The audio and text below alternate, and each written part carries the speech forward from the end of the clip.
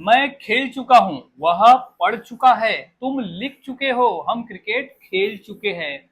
So welcome back to my English class guys. और आज की इस क्लास में मैं इस तरह के वाक्यों की इंग्लिश सिखाने वाला हूँ फॉर्मूले के माध्यम से, जिसके आधार पर आप आसानी से ऐसे वाक्य को इंग्लिश में बना लोगे और बोलना भी सीख जाओगे अपने डेली के बोलचाल में। तो यहाँ पहचान क्या है वाक्य की? यहाँ पहचान है कि चुका हूँ, चुकी है, चुके हैं और चुके हो।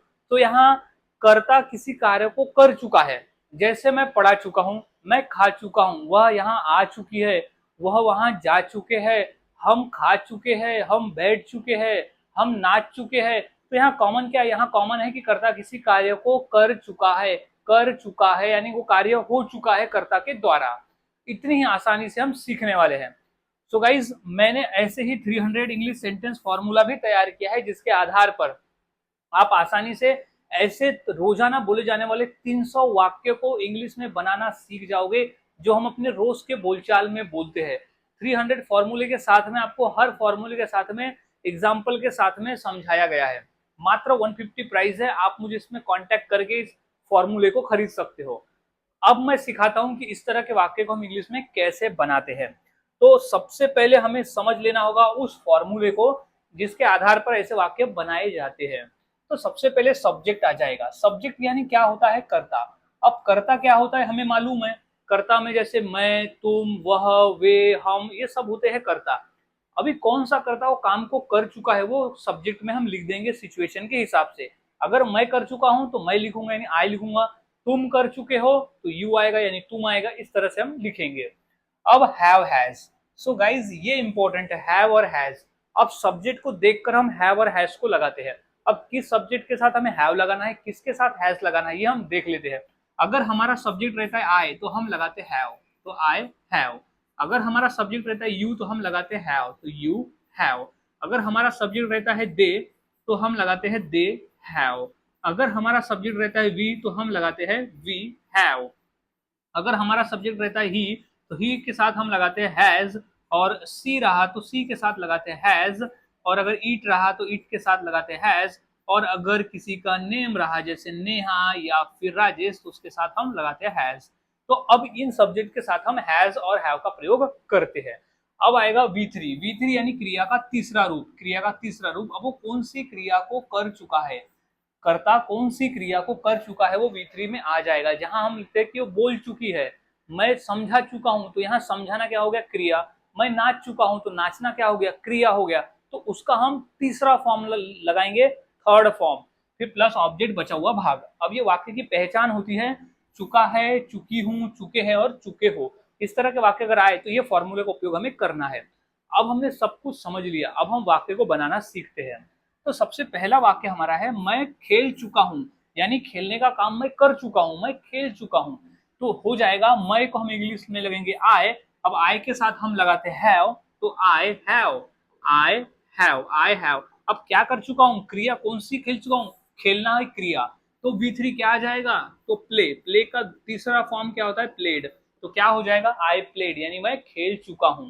नेक्स्ट वाक्य है वह पढ़ चुका है। वह पढ़ चुका है यानी पढ़ने का काम वह कर चुका है। तो इसकी इंग्लिश क्या हो जाएगी? वह चुका है। तो अब ये लड़का है तो क्या उपयोग करेंगे हम? ही का प्रयोग। तो ही के साथ हम क्या लगाते हैं? हैज। तो ही के साथ हम लगाएंगे हैज। तो ही हैज, ही हैज। अब क्या क्रिया कौन सी है? पढ़ना। तो ही हैज रीड का तीसरा फॉर्म क्या होता है? रेड। अब यहाँ पर स्पेलिंग तो रीड ही आती है, लेकिन जो प्रोनाउंसिएशन होता है, जो उच्चारण होता है, हम रेड पढ़ते हैं। तो आई, तो क्या हो जाएगा? ही हैज रेड, यानी वह पढ़ चुका है। और देख लेते हैं, तुम लिख चुके हो। तो तुम की इंग्लिश क्या हो जाएगी? यू। यू के बाद हम लगाते हैं हैव, तो यू हैव, यू हैव। अब कौन सी क्रिया यहाँ हो चुकी है? तो लिखने की क्रिया। तो लिखना क्या है? V3 फॉर्म हम यहाँ लगा देंगे। तो यू हैव रिटर्न, यानी लिख चुके हो। तो यू हैव रिटर्न, तुम लिख चुके हो। नेक्स्ट वाक्य है हम क्रिकेट खेल चुके हैं, यानी क्रिकेट खेलने का काम हम कर चुके हैं। तो इंग्लिश क्या हो जाएगी? हम की इंग्लिश होती है वी, हम की इंग्लिश होती है वी। और वी के बाद हम लगाते हैं हैव, तो वी हैव, वी हैव। अब कौन सी क्रिया हो चुकी है? खेलने की। तो वी हैव प्ले का थर्ड रूप हो जाएगा प्लेड। अब क्या खेल चुके हैं? क्रिकेट। तो वी हैव प्लेड क्रिकेट, यानी हम क्रिकेट खेल चुके हैं। तो गाइज इस तरह से वाक्य बनाए जाते हैं और बोले जाते हैं, बहुत आसान है। फॉर्मूले को याद में रखें, फॉर्मूले को फॉलो करें। और वाक्य देख लेते हैं। नेक्स्ट है नेहा खाना बना चुकी है। अब बना चुकी है तो क्या है, सब्जेक्ट में क्या हो जाएगा, नेहा। तो नेहा हमारी यहाँ सब्जेक्ट है। अब हमें लगाना है और हैज में से। तो नेहा अगर किसी का नाम रहा तो हम लगाते हैं हैज, तो क्या हो जाएगा, नेहा हैज, नेहा हैज। अब क्रिया है, अब कौन सी क्रिया कर चुकी है, खाना बनाने की। तो खाना बनाने को इंग्लिश में कहते हैं कुक, लेकिन आईएनजी फॉर्म आ जाएगा, V3 फॉर्म आ जाएगा कुक्ड। तो खाना बनाने का जो तीसरा फॉर्म है वो होता है कुक्ड। अब नेक्स्ट है राजेश गा चुका है। राजेश गा चुका है यानी गाने का काम वो कर चुका है। तो इंग्लिश क्या हो जाएगी, सबसे पहले तो हम लिख देंगे राजेश, सब्जेक्ट हमारा क्या है, राजेश। अब यहाँ किसी का नाम रहा सब्जेक्ट में तो हम लगाते हैं हैज, तो राजेश हैज, राजेश हैज। अब गा चुका है तो यहाँ कौन सी क्रिया है, गाना। तो गाना को इंग्लिश में कहते हैं सिंग, लेकिन उसका तीसरा फॉर्म क्या था है, संग। तो राजेश हैज संग यानी राजेश गा चुका है।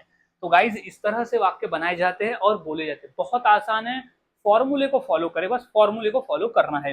अब इसी फॉर्मूले के आधार पर दो वाक्य देता हूँ, जैसे मैं अखबार पढ़ चुका हूँ और वह यहाँ आ चुका है। तो ये दो वाक्य की इंग्लिश क्या होगी, इस फॉर्मूले के आधार पर मुझे कमेंट करके जरूर बताएं और फॉर्मूले को फॉलो करें। आप जितना प्रैक्टिस करोगे उतना आसान होगा और उतने ही आसानी से आप वाक्य को बनाकर बोलना सीख जाते हो। तो आज हमने सीखा कि किसी कार्य को हो चुका है यानी कर्ता कर चुका है को हम कैसे बनाते हैं और कैसे बोलते हैं। तो बस प्रैक्टिस करते रहना है। तो मिलता हूं अब अगली क्लास में नए फॉर्मूले के साथ में।